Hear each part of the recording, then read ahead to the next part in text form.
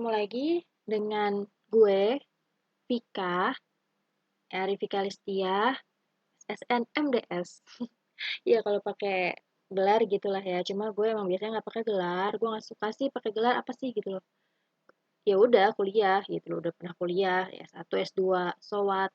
Tapi karena kali ini berkaitan sama profesi gue sebagai dosen, jadi gue harus nulis nama gue selengkap-lengkapnya di sana. Jadi ini adalah materi di mata kuliah DKV 3, Prodi DKV Unindra PGRI. Sebelum-sebelumnya gue udah ngasih materi ke kalian ya, para guys, mahasiswa-mahasiswa gue, tentang kemasan. Nah, saat ini gue mau nyampein tentang satu studi kasus, yaitu seperti yang ada di judul PowerPoint-nya, mendesain label kemasan UMKM, yaitu brandnya adalah Drink Sumringah. Jadi ini adalah desain label kemasan yang pernah gue kerjakan. Nah, di sini mahasiswa-mahasiswa gue ataupun juga viewers yang nonton YouTube ini juga boleh bisa belajar gitu kan. Kalau misalkan biasanya sih pemula ya, entah itu apakah graduate, fresh graduates, atau mungkin baru pertama kali terjun di dunia desain yang mau mendesain label kemasan untuk UMKM, ini boleh jadi satu studi kasus. Oke, langsung aja. Jadi, setiap kita mau mendesain atau mau mengerjakan suatu proyek desain, itu pasti kita akan melihat permasalahannya dan kita nanti akan bisa mendapat insight, itu pandangan-pandangan dari sana. Nah, kalau gue lebih perspektifnya ke itu ya, apa namanya tadi, ke permasalahan. Nah, permasalahannya apa sih? Gitu. Apa sih yang diinginkan oleh klien? Ada apa di brand atau di produknya sehingga nanti kita sebagai desainer akan bisa memberikan solusi yang memang terbaik dan tepat untuk mengatasi masalah tersebut. Oke? Seperti yang bisa lo lihat di sana, gue sambil bacain ya singkat. Jadi ini tuh drink Sumringah, dia menjual dua produk, yaitu ready to drink, minuman siap minum yang kekinian tuh, lo tau kan yang botolnya panjang gitu. Sama, dia juga jual bubuk minuman premium, jadi boleh juga nanti bikin sendiri di rumah. Jadi dia juga jual bubuknya, dan juga jual yang ready to drink. Nah, dua produk tersebut, dia ada berbagai varian, jadi warna-warni ya, banyak ya variannya, ada bubble gum, ada red velvet, ada green tea, dan lain sebagainya. Nah, drink Sumringah ini, dia tuh udah punya label sih, tapi katanya masih sekedarnya aja gitu. Dan juga logonya sebenarnya juga kalau bisa dibilang ya udah ada logonya, tapi itu juga masih sekedarnya. Oleh karena itu, yang punyanya meminta gue untuk membuatkan logonya sekaligus label kemasannya. Nah, seperti biasa ya, brand ini membutuhkan desain logo yang menampilkan identitasnya. Gini, permasalahan yang secara umum ketika kita mau mengerjakan proyek desain untuk suatu UMKM adalah bagaimana source atau produk UMKM itu sendiri. Maksudnya gini, contohnya pada kategori produk di minuman gitu ya, misalkan ini gitu. Biasanya karena dia usahanya itu UMKM, mikro, kecil, menengah, investasi pada kemasan atau mungkin pada produk itu sendiri. Ini kalau dalam hal ini kemasan ya, itu biasanya modalnya belum cukup kuat. Oleh karena itu biasanya mereka itu membeli kemasan yang sudah jadi. Misalnya botol beli grosiran gitu kan, di tukang plastik gitu atau di mana gitu. Itu nanti produknya akan dimasukkan ke dalam botol-botol yang mereka beli secara grosir, lalu mereka tampilkan label. Nah, oleh karena itu kita sebagai desainer harus tahu nih prosesnya itu semua. Kita harus cari tahu, nanya ke klien kita, gali informasi sebanyak-banyaknya meskipun klien itu tidak menyebutkan, supaya apa? Supaya nanti kita bisa pakai strategi atau trik gimana ngedesainnya supaya itu maksimal gitu. Karena untuk kemasan ini ya, label kemasan, mereka juga nanti akan ngeprint di digital printing biasanya, dan itu kan tetap ya, eee, ada cost-nya gitu. Jadi kita tuh tetap sebagai desainer ya, kita sebagai profesional, kita dibayar untuk melakukan hal itu, tapi kita juga membantu mereka. Itu sih ini gue ya. Biasanya gue seperti itu. Nah, drink sumringah ini membutuhkan label kemasan yang baru namun efektif dan efisien. Seefektif dan seefisien apakah yang dimintanya? Jadi ini memang studi kasus ini tadi yang gue bilang, gue ini benar-benar ngedesain ini. Jadi ini benar-benar real. Jadi biar viewers di sini yang juga almost mahasiswa gue tahu gimana prosesnya. Nah, emas. Di sini nih emas ini nih uh, ownernya minta logonya bertipe logo type. Jadi kan logo udah tahu ya, banyak ya, ada logogram, logo type, terus juga ada juga yang kombinasi antara keduanya. Nanti lo bisa ngeliat di materi gue yang sebelum-sebelumnya, di YouTube ini juga ada. Tapi unik dan mencerminkan nama. Desain label kemasannya berukuran kecil yang memuat expired date yang mau di-checklist nanti tanggalnya. Jadi bukannya pakai apa namanya stempel gitu ya.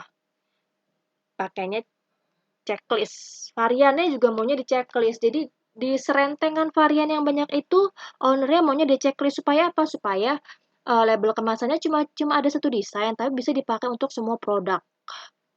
Both ready to drink and bubuk. Nah, gimana tuh? Kita harus mikirin di sini ya. Udah gitu, selain dia pengen untuk dua produk, juga untuk semua varian. Nah, ini juga jadi permasalahan untuk kita kan. Lalu juga pengen ada alamat Instagram.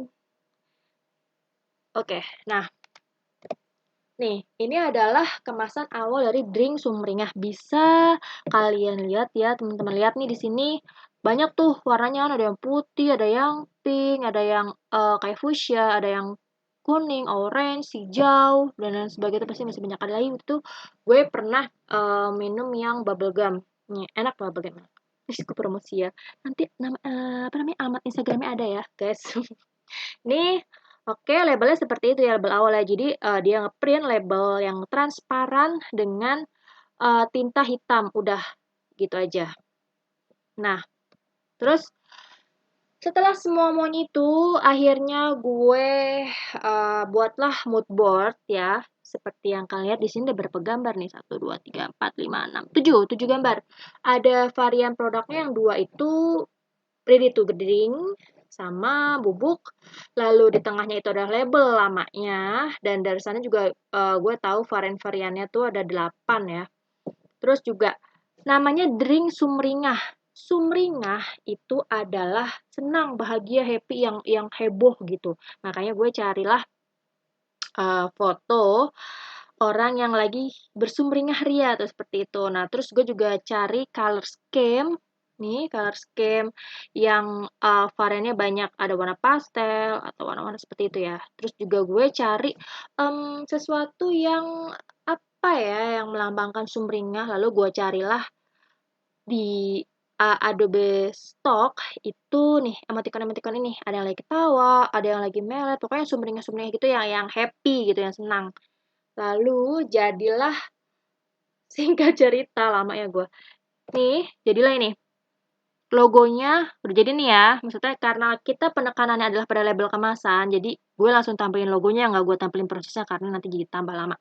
Jadi, loh, ngapain sih Bu Vika nerang-nerangin juga tentang logo ya? Ini karena pada saat klien dari UMKM tersebut meminta saya untuk membuat desain label dan logonya itu jadi satu kesatuan, logo dan label. Dan strategi saya juga dan trik gitu ya untuk ngedesainnya ya memang karena ini berhubungan ya, ada relasinya di mana logo sama label harus jadi dalam satu waktu. Lalu gimana caranya supaya logo dan label itu sebenarnya saling apa ya, saling menguatkan atau saling melengkapi. Jadi gini, kenapa gue bisa bikin logonya seperti ini? Kenapa konsepnya seperti ini? Itu adalah tadi ketika gue keywords atau key visualnya itu adalah lebih menekankan sumringah karena tadi juga klien meminta untuk supaya ke arah sana. Nah, gue nyari tahu nih sumringah ini. Ya, bisa aja sih gitu, literally gue naruh foto atau karakter orang lagi sumringah, tapi ya kan nggak harus gitu. Gue juga memikirkan ini, brand name-nya, yaitu Drink Sumringah. Brand name udah panjang nih, udah heboh gitu. Terus gue mau naruh-naruh logogram gitu, karakter atau mungkin bahkan foto orang lagi bersumringah ria. Ya, juga menurut gue kurang efektif dan kurang maksimal ya ketika lo udah ada namanya di situ Drink Sumringah, terus lo naruh gambar atau foto yang lagi sumringah terus soat gitu.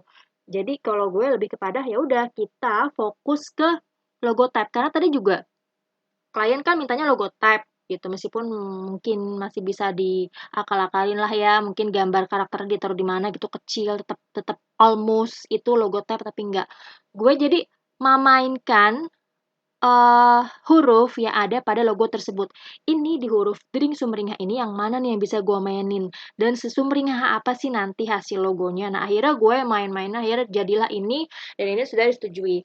Jadi gue ngambil dari huruf D-nya, yang mana tuh kayak kayak mulut ketawa pada saat gue ngeliat itu huruf langsung wah ini bisa dijadiin kayak emoticon nih gitu terus gue langsung bikin itu jadi mulut tertawa lebar gue tambah titik dua biar kayak emoticon yang sumringah banget lalu huruf-hurufnya itu ada yang gue bikin playful, jadi mereka nggak berdiri tegak, melainkan gue agak susun secara acak sedikit, tapi tetap masih kelihatan rapih gitu, agar ya masih bisa dibaca jelas, terus ya masih satu kesatuan dan dalam beberapa huruf gue juga memainkan warna-warna yang merupakan varian rasa dari produk ini.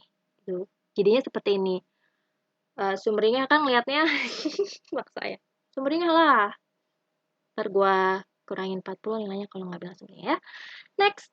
Ini final logonya. Nah, sekarang ini adalah alternatif desain label kemasan. Jadi, waktu itu gue bikin sebenarnya ada 5 ya. Cuma ini gue tempelin 3 aja deh. Soalnya juga yang 2 itu gue cari entah kemana.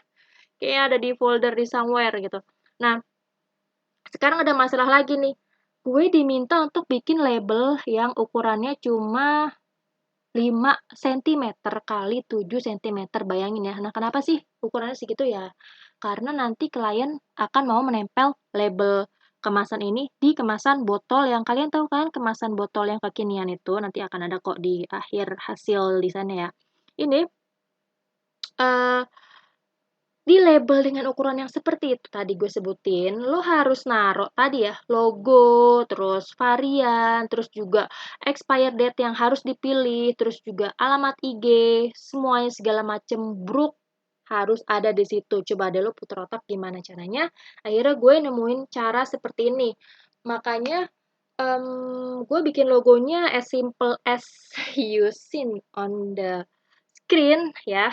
Terus seperti itu supaya gue memang bisa menonjolkan logonya dan juga apa namanya itu menjadi focal point gitu, point atau point of interest. Nah, labelnya kenapa dibikin putih Bu Vika? Nah, itu dia pertanyaan bagus yang gue tanyakan sendiri. Kenapa labelnya gue bikin berwarna putih?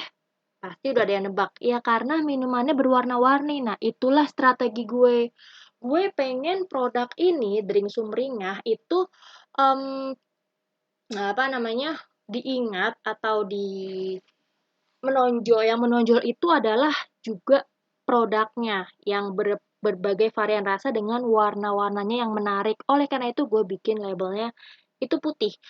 Misalnya gini guys, kalau misalkan gue bikin warna labelnya kuning gitu, nanti ketika dia minumannya kuning, maka dia nggak akan stand out labelnya kan, gitu susah. Maksudnya ya udah gitu, jadi warnanya jadi kayak sama aja kayak produknya, sedangkan di produk yang lain dia menonjol. Ketika dia dijajarin juga kan yang kuning jadi kayak nggak ada label, sedangkan yang warna biru, warna merah itu kontras gitu. Jadi gue pilih warna putih ini biar nanti ketika dia dijajarkan dan juga ketika dia menjadi dipegang hanya satu produk pun dia akan stand out labelnya karena labelnya di label itu kalian target market punya bisa memilih pilihan-pilihan ada di sana.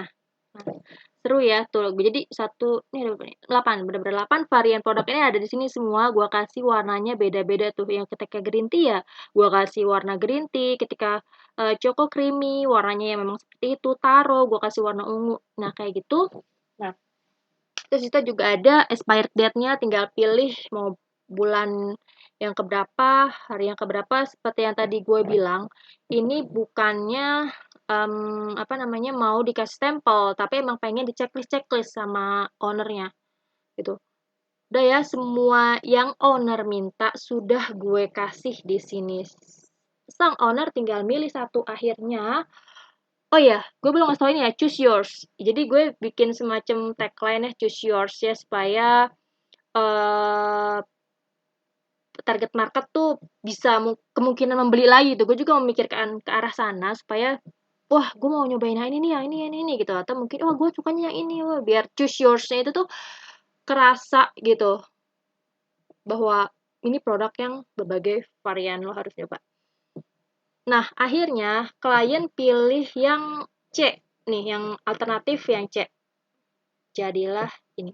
Tada! Jadilah nanti akan seperti ini. Jadi labelnya itu bisa ditempel di produk yang ready to drink, juga bisa ditempel di yang produk bubuk gitu. Jadi ya ini adalah salah satu kasus gimana kita sebagai desainer itu harus bisa memberikan solusi kepada permasalahan yang ada pada UMKM. Bukan hanya permasalahan branding saja, tapi juga semua permasalahan dan kondisi yang ada pada mereka gitu. Dan apa sih yang mau kita tonjolin di situ?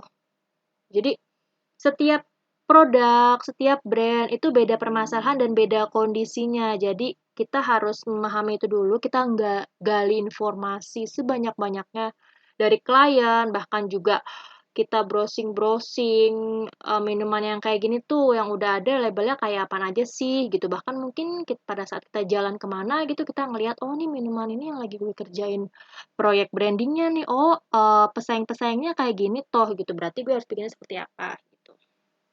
Oke, masa-masa gue juga para viewers, penonton YouTube ini, terima kasih banyak udah ngeliat video ini. Semoga pengetahuan kalian bertambah, semoga pengalaman yang gue dapat ini juga bisa menjadi insight buat lo pada saat lo ngedesain label kemasan untuk UMKM. Sampai ketemu lagi di video berikutnya. Arifika Listia, dosen desain, harus ada dosen desain ya. Pamit dulu, bye.